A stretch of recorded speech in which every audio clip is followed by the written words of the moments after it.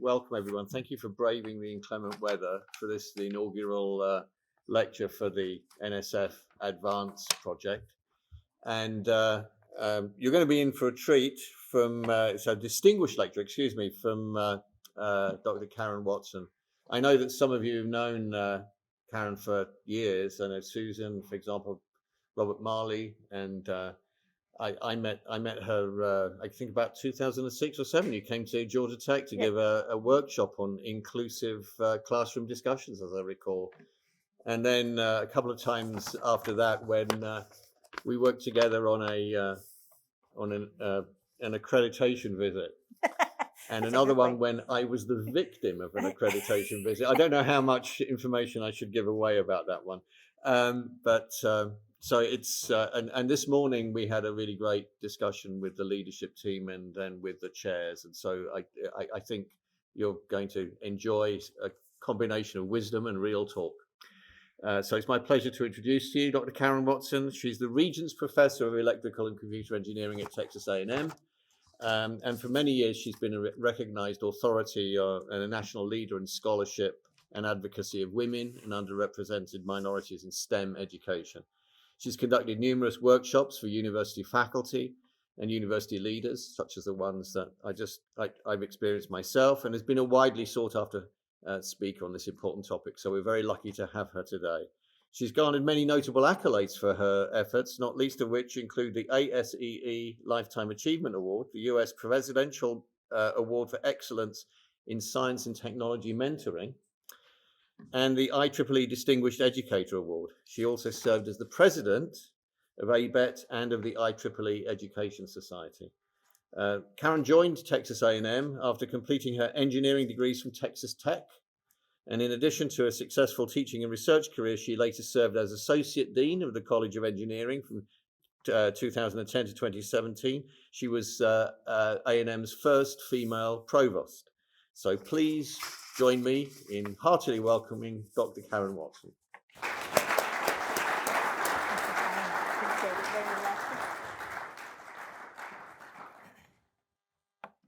So y'all are going to pick up really quickly that I've been working on my accent for a long time, okay? This is genuine. This is a Texas accent no matter what somebody has told you. So I have lived most of my life in Texas, but I have great admiration for school, and especially your school, and I'm going to tell you why as I talk today, and there will be a pop quiz at the end. No, not really. So I really am grateful for the opportunity to come and help y'all celebrate the launching of your NSF Advance Grant, because it is not a trivial thing that NSF has figured out that you should be one of the institutions that get an advance grant. And I'd love to be able to tell you why do I think this is important. And part of the reason is because NSF usually picks for advance grants schools that are already doing what they want, what they, the NSF people, want. And they're looking to you to do something else. Now they're asking you to do what some of the other schools have done in a way that it works here. So you're one of the grants they're saying, translate what has worked at a University of Michigan, or what has worked at a UC Berkeley, or a Virginia Tech, or Texas A&M, to what's going to work at a Missouri S&T. Now, I'm not putting Missouri S&T down below anybody. I'm just saying NSF likes to go to those other schools first, but they're starting to figure out that just translating something from University of Michigan to here isn't the right answer, okay? Figuring out how it's really going to be impactful here. So I want to address a few things to get you in the right mindset before I go further, because I may have already insulted you, okay? And I want to see if you can come with me on this journey without feeling like I'm here to insult you, because I'm really not. I have deep admiration for who you are, where you are, and what you're about to do. So Plutarch, Greek, early, 46 AD to 119 AD, said, "A mind is a fire to be kindled, not a vessel to be filled." So I didn't come here to tell you the answer. I came here to kindle your mind on what's going to work here at Missouri S&T. And before we start talking, I want to get you in a different mindset, some of you. First of all, we all have confirmation bias. We accept things we already believed, and we deflect or ignore things that wasn't something we had experienced or we thought was real. So I want you to know that's normal, but I want you to listen to even those things that haven't been in your experience true, okay? Because they might be true for somebody else. Second, we all have mental models and Scottish songs, but we all have mental models. So we may all observe the same thing happening in the room, but we take very different actions. But all we can observe is what we thought everybody was seeing and what actions happen. And really, people talk about a ladder of inference that says there's a whole lot more. First of all, you filter the information in the room different than I filter the information in the room. Secondly, even though we observed supposedly the same thing and focused on different, then you add process to it. You add cultural and personal meaning to it based upon your background. You make different assumptions than I might make about the intent of whatever was going on, what their purpose was, and you draw conclusions before you take any action. So when you see somebody do this and take that action and think they processed it the same way you processed it, that's not right. And I'm not loud enough? Okay. So, thank you. So it's very important that you accept that your mental model isn't the only mental model, okay? And certainly not the only correct mental model. So if you will assume that everybody is trying to react or act reasonably given their mental models, yes, there are a few that totally violate that rule. But if we assume that based on their mental model, they're trying to behave reasonably, then we can be a lot less divisive and do a lot more things together. I also want you to take Dweck's growth mindset and believe it's never too late to learn.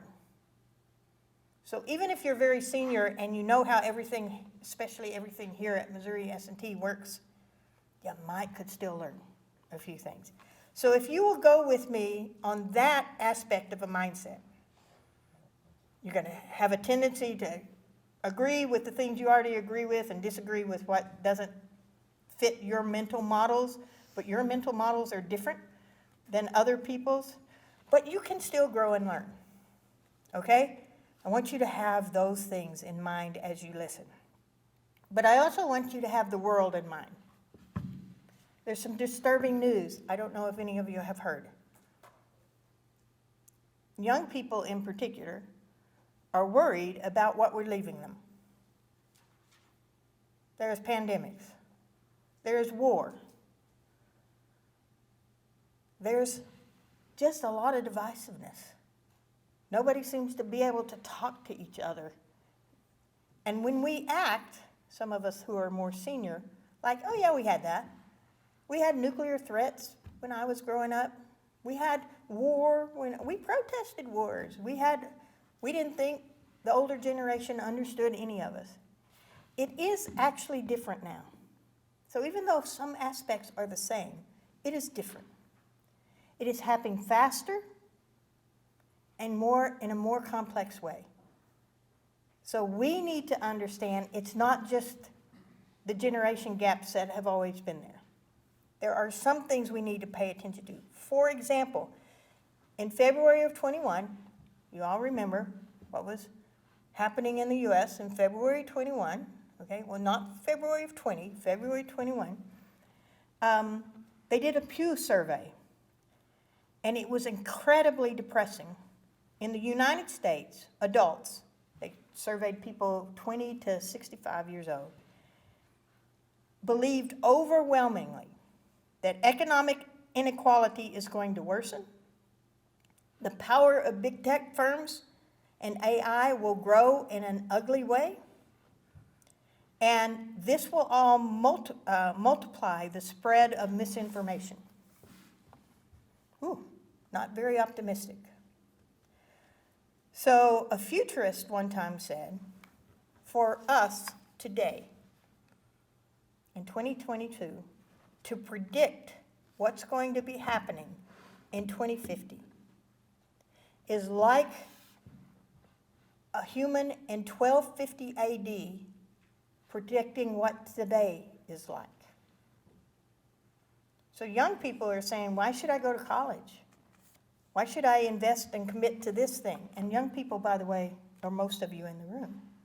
Even if you're a young faculty or a PhD student or an undergraduate, you're going, why should I commit to this? You can't even tell me these things will still be here.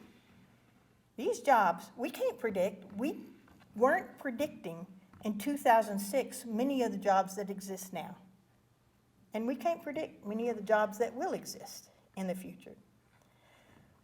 But we need to be better at predicting. So what Olivia Butler said is, to predict the future better, learn from the past, respect the law of consequences. When you touch something, it influences you and that thing, and be ready for change. Okay? So what does Missouri S&T want? Is their main priority diversity, equity, and inclusion? I doubt it, because even though many universities espouse that, it's not the number one thing. Some of you would like to see the enrollment grow, at least back to where it was, not so terribly long ago, but even beyond that, for the health of the institution, the funding, the interaction with students, you just like it to get back.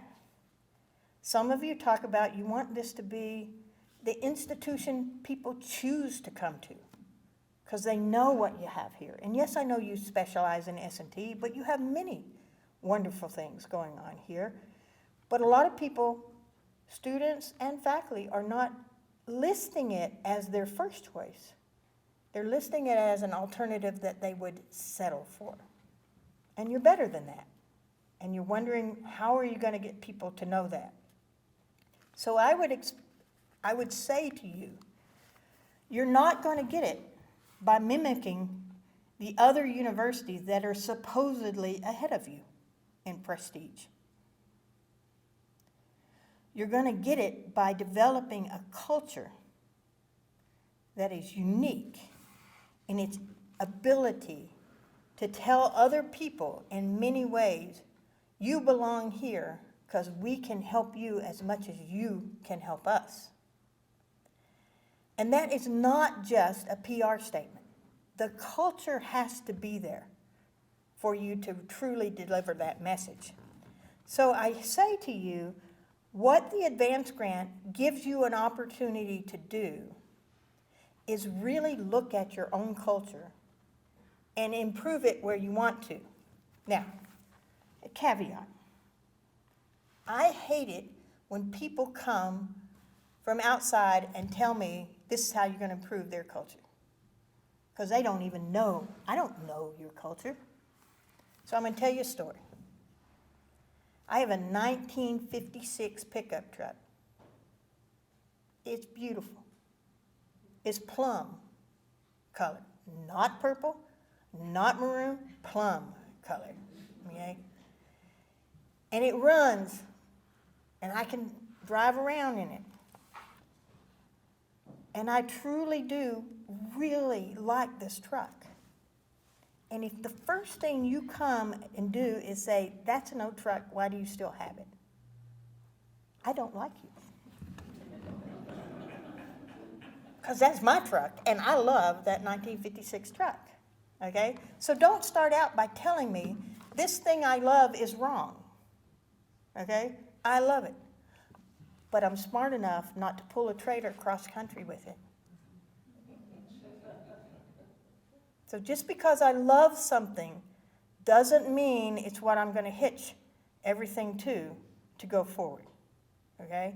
So I want you to understand, I'm not telling you you can't keep the things you love, but they might not be what you need as you go into the future. So don't take what I've said as an insult to you.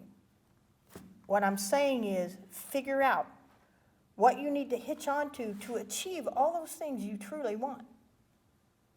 And so you need to think about what are you projecting as the Missouri S&T culture to other people. Now the advance grant is particularly focusing on women faculty in STEM fields. So you go, well, I'm not that interested in that. Or some of you are very interested in it. But that's what NSF has funding for. But it can change your whole culture if you figure out how to solve some of the inequity problems, some of the lack of inclusiveness or lack of the welcoming feelings for them. You can figure out a lot of things about your culture. So Edgar Sheen said, organizational culture is a pattern of shared basic assumptions that a group learned as it solved problems. And those solutions worked well enough to be considered valid. And then the members taught new members of the organization that this is the correct way to perceive, think, and feel. It is composed of artifacts. What is an artifact? Numbers. What is your diversity? What is your enrollment? What is your faculty numbers? Artifacts are policies. What are your rules? What are your policies? What are your practices? Those are all artifacts. It is composed of espoused values. I don't know a university in the United States that doesn't espouse. It's for equity and inclusion. But I don't know any that are really hitting the mark yet. Okay? So it's your espoused values that you believe are your values. But if your artifacts don't align with what you're espousing as valuable, you need to look at the third factor in organizational culture is those underlining basic assumptions that we think are right because they worked once, or maybe more than once, and therefore we think they're the way you do things. I can't tell you how often as provost, when they would ask, an outsider would ask, how does tenure work? A faculty member who'd lived their entire life in one department would answer the question. And I would look at them and go, that's how it works in one department. That's not how it works everywhere. And they would look at me like I'm crazy. Those are the rules. And I would be like, no, apparently you've never read the actual written rules because some of the components of what you say have to be there aren't there in every department. I wish maybe they were, but they're not, you know? And some things you are doing, I wish you would stop doing, but it's not against the rules that you do it. So when you find that you are espousing we're for diversity, equity, and inclusion, but you're not hitting the artifacts that you think you should have at this point, then there's something about your underlying assumptions that you need to look at. So you won't know what to fix until you really study why don't we have more of this or less of that going on or whatever it is. So you really need to study what are the underlying assumptions. And I'll give you an example from Texas A&M. We have espoused that we're for diversity. We wouldn't, okay? We live in a state where we are now a Hispanic serving institution because you only have to be 25% Hispanic enrollment at the undergraduate level to be a Hispanic serving institution. And our undergraduates are 95% Texans, and our high school graduation class last year was 48% Hispanic. So we're actually not doing great, okay? But we like to tell everybody who doesn't have that kind of Hispanic population that we are doing great because they're enrolled. They're not graduating at the same rate that white students are, but they're enrolled, okay? So our espouse value that we're for diversity. So when I had this conversation and I said, okay, we need to do better at this enrollment, our faculty and administrators were so wed to the SAT, which predicts no success in students after the freshman year at Texas A&M, after the freshman first semester at Texas A&M. But it affects the rankings. And they don't want to give up the ranking to be more diverse. So our underlying assumption, even though we espouse we're for diversity, but not if a ranking measure that really doesn't predict our performance is more important to us. So sometimes you have to have a conversation like that to understand. I am for rigor. I am for, if we can't even predict what our students will be doing in the midst of their career, we need to prep them in a great way. But I am saying to you, overvaluing certain metrics instead of valuing the outcomes we're doing to greatly prep our students is something our society has done because they want you to be ranked better. And you want to have more rigor in your classroom and stuff like that. I'm not for graduating anybody not prepared to deal with the world, even though I don't think I was prepared to deal with the world when it came. So you need to ask yourself, do we demand excellence or complacency? Do people get in leadership roles because they're promoting excellence or because they're promoting this is how we do it? They promote the value and respect of everyone? Or do they promote that you need to fit in? We're okay if you make trouble for somebody else, but don't make trouble for us. Okay? Do you prize fairness over bias? Do you emote trust so that everybody can feel trust and valued over fitting in? So sometimes you need to look at your underlying assumptions. And I will tell you, universities, like many organizations, we talk about an organizational culture, and even though relative to Texas A&M, y'all are a small university, you still have many tribes. Not many tribes, many tribes, okay? Almost every department has its own culture, its own values, its own espoused values, and its own underlying assumptions. So you need to make sure all the tribes are moving in a direction. By the way, for those of you who hadn't looked at Logan King and Fisher Wright's studies on organizations where they studied 24,000 individuals in dozens of organizations, they found that almost every organization has tribes. 2% of the tribes are gang-like. Thank goodness it's a low number, but 2%. They believe the world is bad.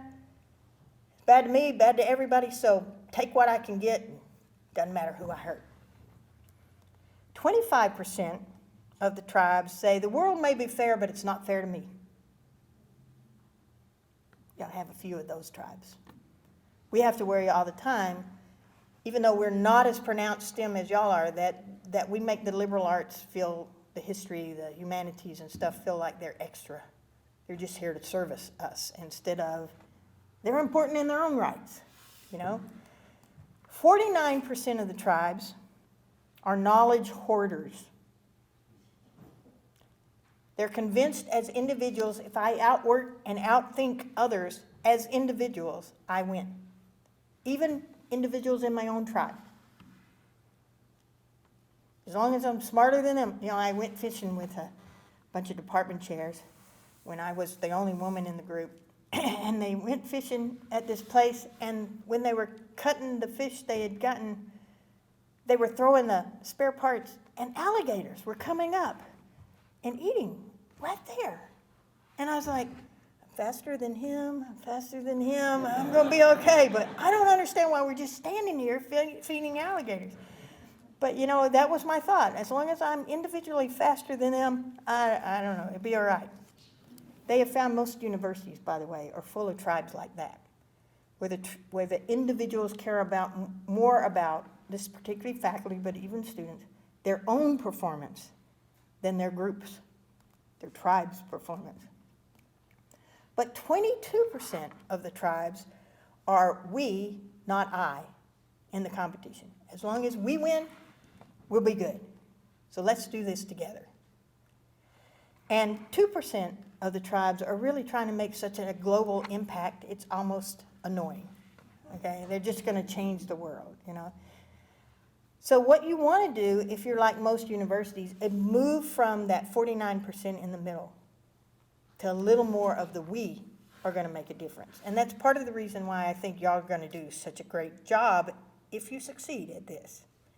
And part of the success will be listening to the counter narratives. We did a survey once on the climate on campus, and they said, oh, we're doing great. 85% of the faculty are satisfied working here.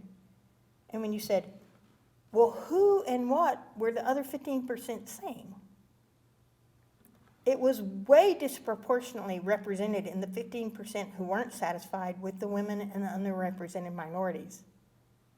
And we weren't prepared to listen to the counter narrative of their experience on our campus because 85% thought it was great. That's a mistake. You have to listen, even if it hasn't been your experience here, to what those counter narratives are telling you they experienced here. Okay? And so be sure you do that. And I'll give you an example. Claude Steele gave this example for a paradigm. When somebody walks up to you and says, you did not do that very well. So think of a senior colleague who walks up to you and says, you did not do that very well.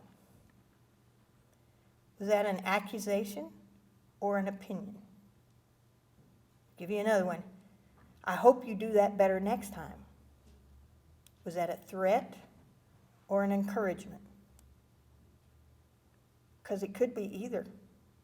And it depends on your experience in the organization as to how that message comes across to you. So even if you said, I've said this to 15 other people and they weren't insulted, I don't know why this person got insulted from it. Their experience, they're not stupid.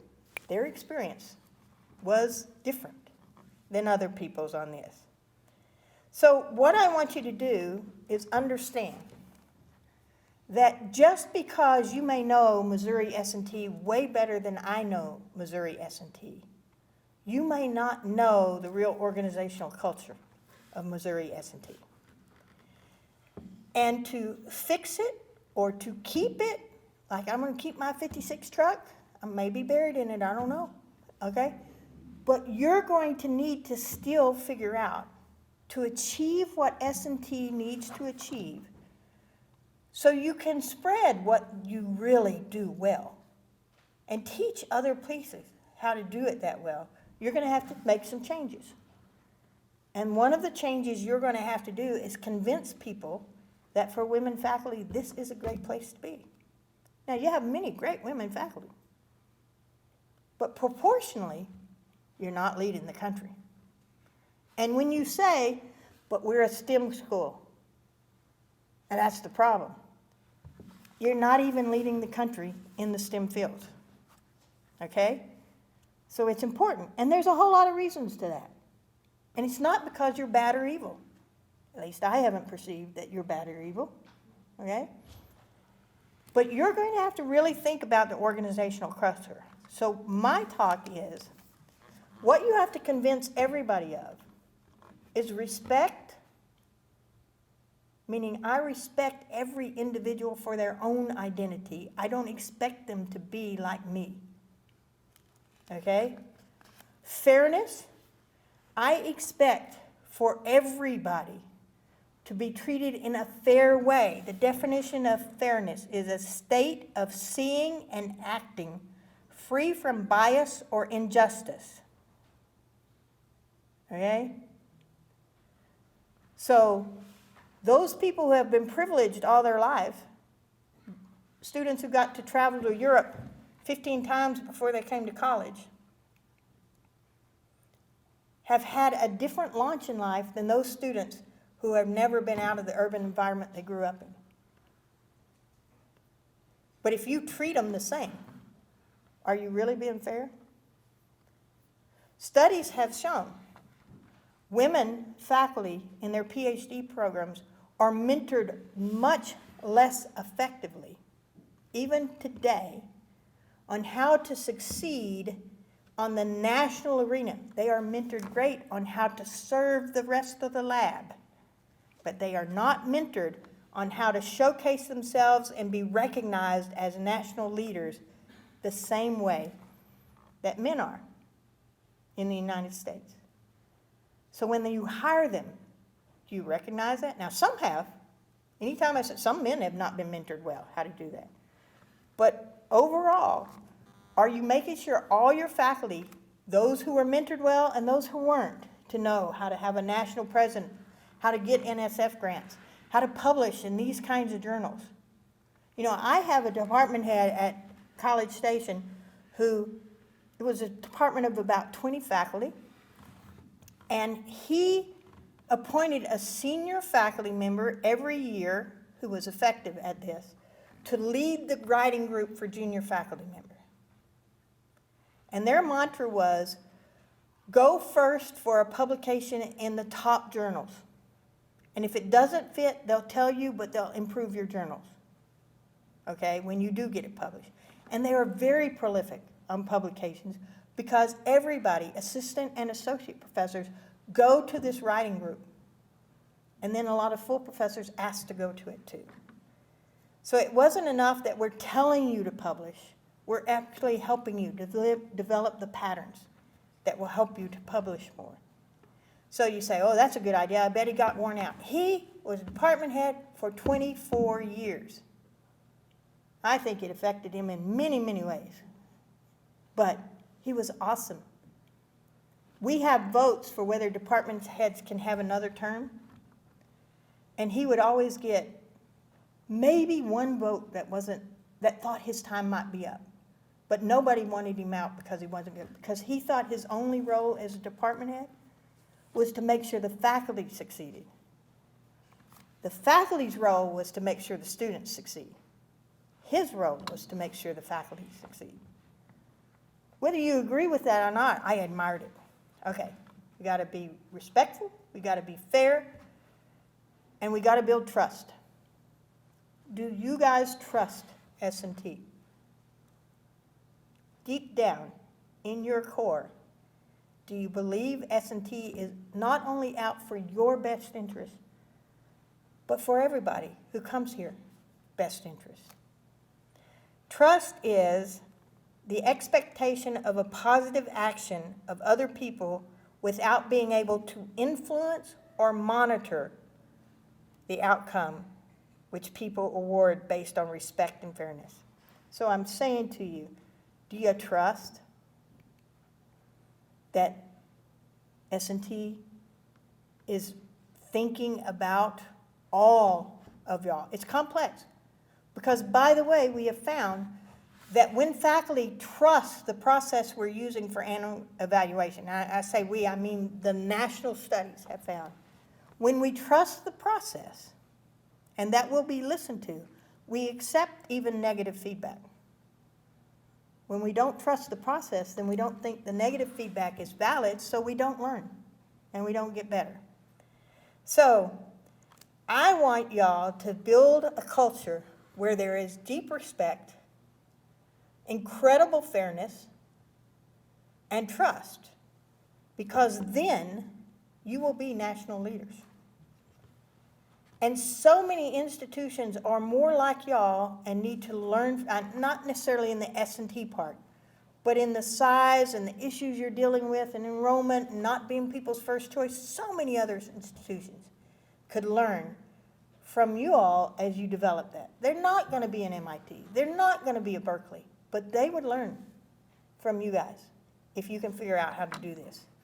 So you face incredible challenges, and there's going to be resistance. What does resistance look like? Leon Davies says, people silently disagree. You just don't agree. You don't say anything, but you know they're wrong. You know, I've had faculty tell me, I'm going to be a faculty here a lot longer than you're going to be provost. Right? At least they were verbal in their disagreement, you know. But most people silently disagree. You think about all that is bad and not what is good. You question the necessity or even the rationale. You spread discontent with any idea, and you discredit with any information you can, even if it's not been validated. You procrastinate and only comply when you're monitored. You ignore it,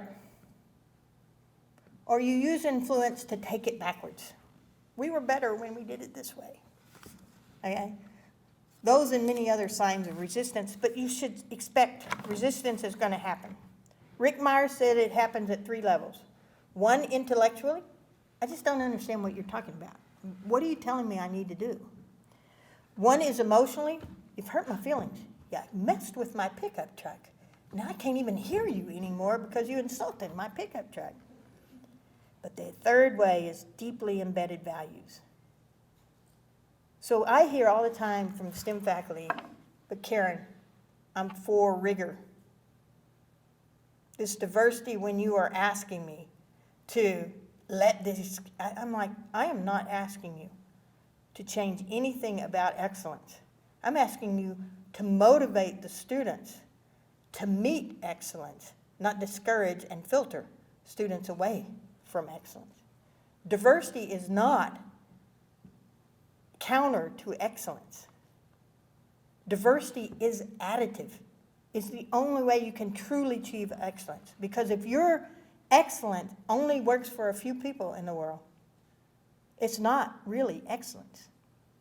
So figuring out how to motivate students to want to meet the rigor, motivate new faculty to want to hit the high marks, that's excellence. Figuring out how to judge people and kick them out, that's not excellence. Okay? So, according to the research, you'll be tempted to ignore or bulldoze over or dismiss all of the resistance. Don't do that. Okay, you gotta invite the idiots in sometimes. I can't be more blunt than that. You gotta hear what they're saying is wrong. And sometimes they'll tell you, it's just you, Karen. I'm not for what you're for. And then eventually you find out it's because of something I said 25 years ago. Okay? But we as a group that can be concerned about each other can say, okay, then I won't carry this message to you. I'm going to get Kate to come and talk to you about why this is important. Okay? Because clearly if it comes from me, it's not good. Okay? And sometimes Kate's going to say, I need you to go talk to him. Okay? They'll hear you differently than me.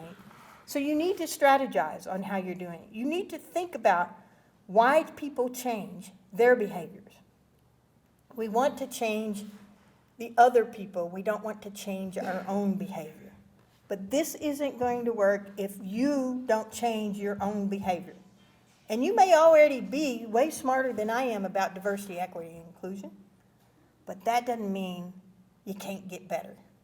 You don't have to be bad to get better, okay? So I'm going to ask you to pick some change models. Osborne and Plastrick said, you need to create dissonance so that people have to look at their assumptions, and then you have to tell them where they can land. Okay, so what he was saying is, if you're on a flying trapeze, I have to convince you it's a good idea to let go of this swing. Okay? So first of all, I have to convince you there's enough reason, the thrill of it, whatever, for you to let go of this swing. But I also have to convince you this guy's going to catch you when you let go. So they said a change model is going to be not only having people understand the assumptions and dissonance of where they are now and what could be better, even if it's not bad where we are, but that where I'm going to land is a good place. Okay? Deborah Meyerson said, we need to be tempered radicals. Quit thinking you have to have the biggest title. Influence and change what you can around you. She talked about it from the stance of rocking the boat but staying in it. Spheres of influence, she said, may mean that I can't change the policy. Our College of Science was the first college on our campus that formalized the faculty medical leave reduction in teaching load for faculty because the university wouldn't do it. We were trying to do it, but we kept getting wrapped around the axle with legal counsel about whether we could do it or not. And they just did it. And then everybody else, boom, fell and started doing it. Well, if they can do it, we can do it. Okay? And since it didn't come from the provost office, legal counsel couldn't say anything. Okay? So there are policy change, and their policy wasn't super radical. It was just in a state where we don't have paid medical leave for anybody. We had all these reasons why we can't keep paying them if they go on, family medical leave. But we have lots of ways to reduce loads that we could instill. So Deborah Meyerson says, just rock the boat where you can.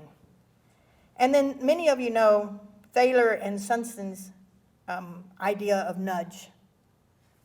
So I really like their idea because they said, quit trying to make super radical changes, but nudge people to creating their own solution, not selling your solution to them. When they think they created the solution, you're not talking about having to get buy-in, because they created it. They're trying to get you to have buy-in, okay? And all you did was nudge them into thinking about how are we going to solve these basic assumptions that are not helping us get to our espoused values.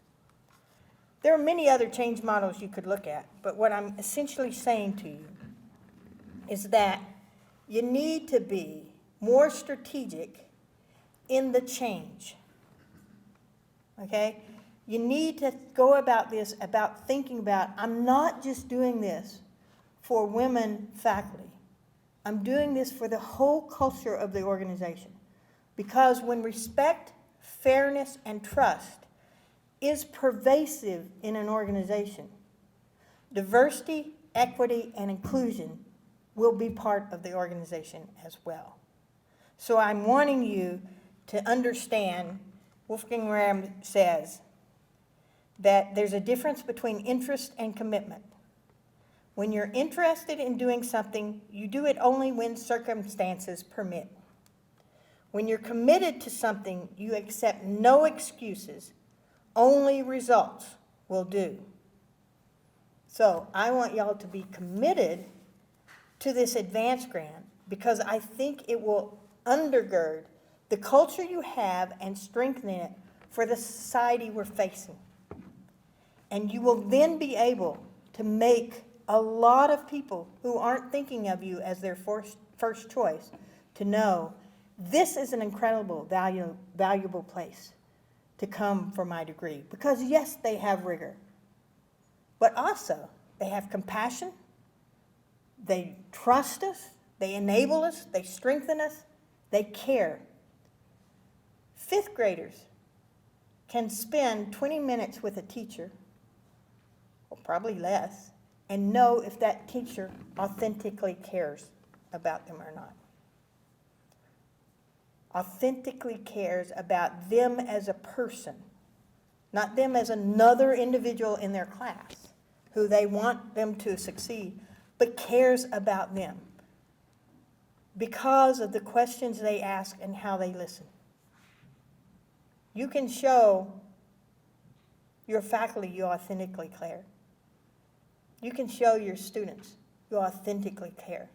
You can make this the organizational culture, the band of tribes that lets other universities, in a time when people are saying, well, why do we need to go to university? You can't even predict what's going to happen in 10 years.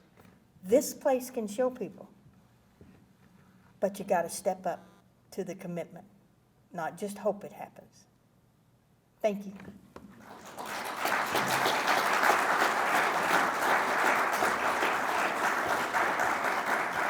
So I'd be happy to answer any questions if you have time for it, but I understand if you don't.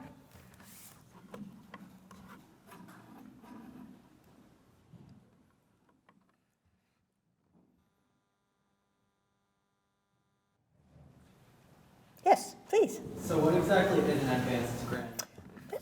That's an excellent question. So the National Science Foundation, can y'all still hear me? I should stay back here. The National Science Foundation has worried for decades. I can tell this story because I was there a good part of those decades. Has worried about the lack of women and underrepresented minorities in a lot of fields. For example, in my lifetime, they used to not let women go and do research in Antarctica because the Navy ships refused to take women on board.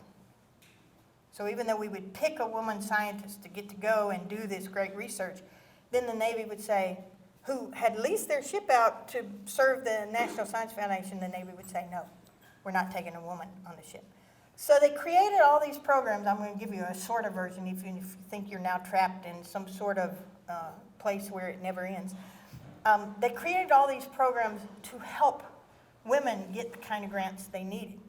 But what they found out is after 10 years of those kind of grants, people would say, oh yeah, but she just got that kind of grant. It's not really as competitive as these other grants.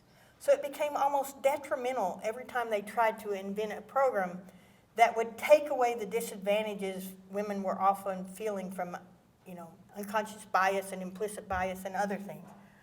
So they finally, after a lot of discussions, came up with the idea that it's not the women that need to change, it's the institutions. So they give grants to institutions with the marker of whether you're achieving or not by looking at, are women succeeding and thriving and growing in the faculty ranks as we think they should. It's not about undergraduate enrollment. It can be about, are you mentoring graduate students, men and women, to accept the faculty of all genders well and stuff like that. But it's primarily your outcome is, are you seeing more women and are you seeing them in more senior positions at the institution? Because they decided we're sending the wrong message. We're making it feel like the women needed help to succeed instead of sending the message that the institutions need to change so that everybody succeeds. So that's what the NSF grants are about. The institutions have committed to make some changes. Okay? You didn't know you got a history lesson every time you ask a question, but yeah. Yes, please. One comment and then a question. If you wouldn't mind moving back behind the lectern for the purpose of the live stream. Okay.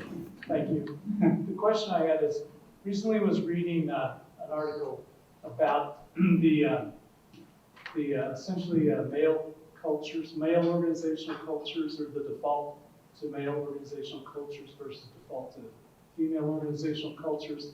And I wonder if you've done any, if you examined that, if there's any takeaways from that sort of, those two different cultures that could be a benefit to us for the big screen. So I have some snippy remarks that are valid, but I'm going to say them just because I have fun saying snippy remarks. One time when I was observing, so my whole staff, as I was associate dean, because we were the associate dean handling students, and there was mostly women. And we were looking at the faculty as they stood out, and we noticed that when the women faculty talked to each other, or when the women faculty talked to men, they're face to face. But when the men faculty talked to men, they stood side to side, unless they were mad at each other. And then they stood face to face. Okay? This relates to what the literature has found. Okay? Women have more of a tendency to friend and befriend than to fight or flight. Okay? And so in a lot of the organizations, studies they have done, they have found that women are more authentically caring, not about us all going to lunch together or anything like that, but for us valuing each other as a whole person. Whereas I will tell you in electrical engineering, when I ask colleagues of each other who have known each other for 10 years, how many kids does he have? They were like, well, I'm pretty sure he has kids. You know? And it's like the whole person is not there, but he's a darn good researcher in this area. Okay? So a lot of what they found is even a lot of Deming's work that was, for those ancient ones amongst you, was a lot about paying attention to the real messages and having groups who actually do the work have to talk to each other about how we make it better, was a lot like a lot of the women organizational cultures. Instead of having somebody come in and dictate, this is how you be better, they tended to come in and say, how are we going to get better? Now that's not all women, okay? Some of the absolute worst women are those women who grew up in a male culture and survived it and therefore think everybody should. And they are not good mentors and they are not good allies and, you know, everybody should buck up and survive what I had to survive. But in the cultures, overwhelmingly, statistically, it is different between the two. The competition, inter-team competition seems to be less, but the external competition can be just as strong for women organizations versus men. Now again, I want to caveat, that's not how all men work, you know. It's just been shown statistically in the organizations. Is it because our brains work that way or we were socialized? Yes. Yes. So I have a comment. Yes, please. So S&T has come a very long way because our first advance grant, which was submitted, I think, in 1999, some of the PIs are here, it was so bad. NSF thought the university was not serious. Okay, so we've come a very long way, you know, to where we are today. And your advice is just spot on. Thank you. Thank you. We didn't get ours the first time either. I have lots of excuses for that, but yeah, it took them a while to believe that Texas A&M was serious as well. Yes, please. I'm not sure what it is here for our university. I'll have to go back and read the actual grant proposal. But when you got yours at Texas, what was the metrics of success that were used to demonstrate that you had done?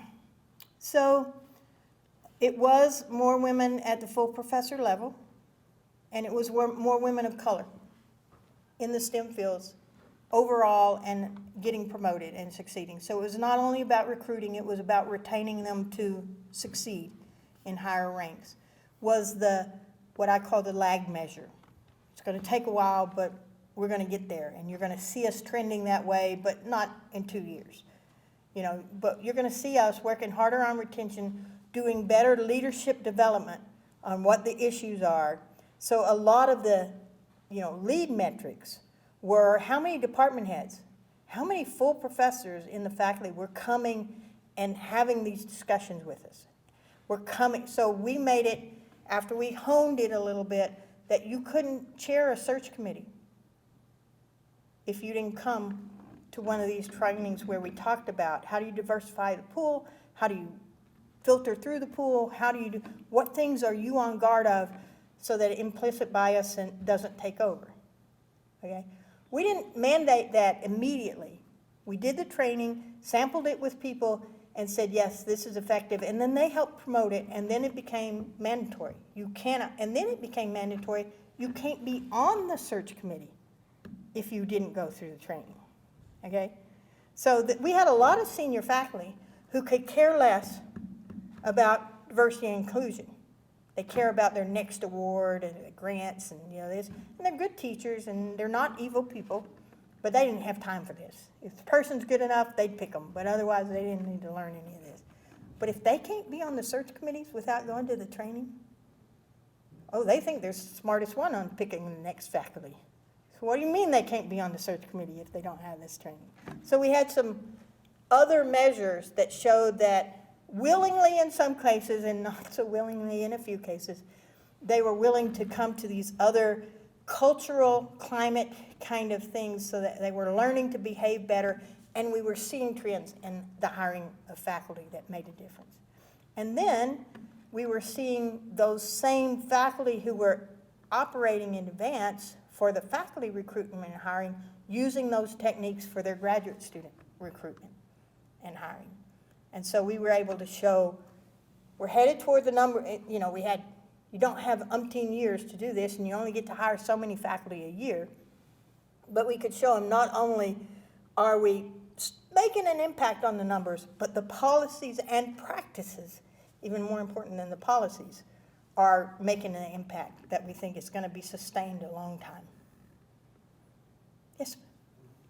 One more question, if there's one more. Yes? Oh. Okay. I liked your story about the department chair. I thought that was really exciting. And as a former Red Raider like you, I think maybe you were talking about Russ Seacott. You were. I can recognize that legendary leader. So you told this story about someone who people trusted as having their back, basically, and having that promulgate along. In this case, to the students, but based on that story, it was to everybody around. And that made an enormous impact on the people involved, including yourself. How can that attitude really come through? Because I think the majority of the people here have that attitude. I know most of them personally. After 23 years here, I know most of them quite well, and the new ones too. How do you make that communicated as clearly as possible? Because you started by saying what I assume might not be what you hear. And so how to get that through? Because that was not Russ's strength. No. Right? He was like, you're going to do this, you're going to run through that brick wall, and I know you can do it. And you know, he was an incredible man of integrity. So one quick story, I know we're running out of time. A young man that went to class with me didn't show up for the Friday quiz because he had a little too much fun on Thursday night.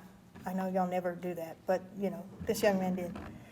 And when he showed up to the Monday class that Russ taught, he said, you know, Mr. So-and-so, he said his name, you've made your first mistake, and you're only allowed one. I was like, ooh, that guy never missed class again. Okay.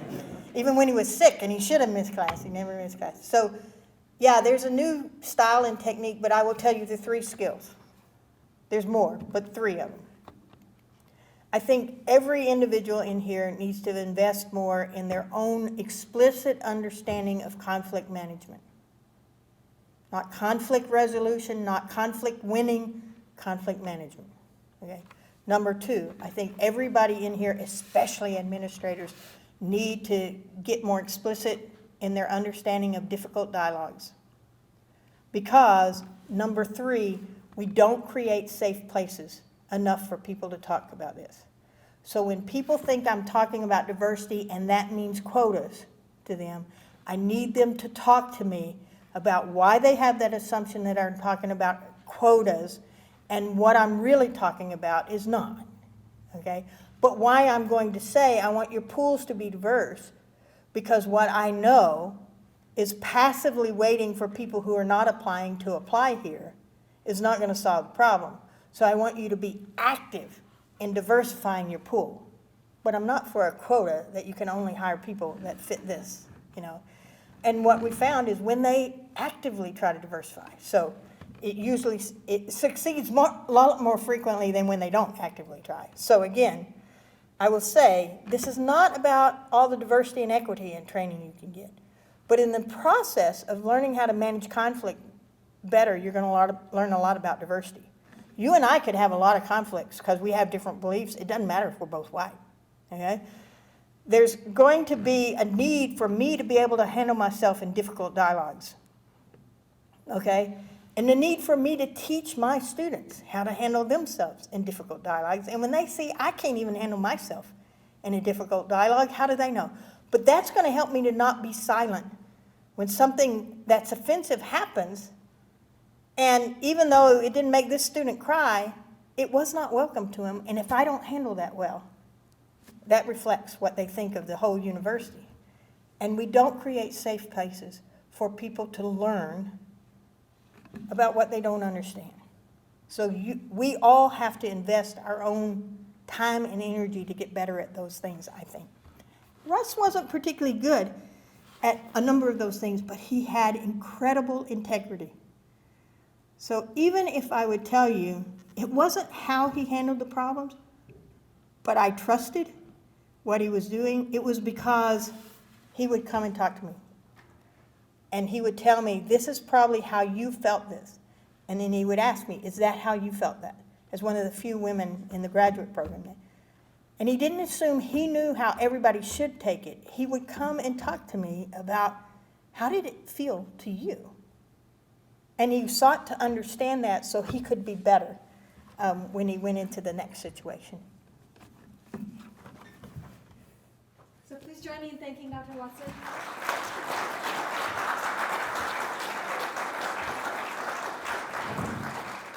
I'll use this microphone. I'd just like to invite everyone to stay and join us. There's a reception, there's food and drinks set up in the breezeway. Please stay as long as you wish. And also please note that there are QR codes for a feedback survey on the chairs where you're sitting. So please use your phones to do those surveys or take a slip with you so you can do them later. But that's, to somebody's question about sort of metrics for advance, that's one of the ways that we're trying to measure participation, engagement, and get new ideas is to hear from people who attend these events. So it really matters to us, so please do that. And thank you again very much for coming.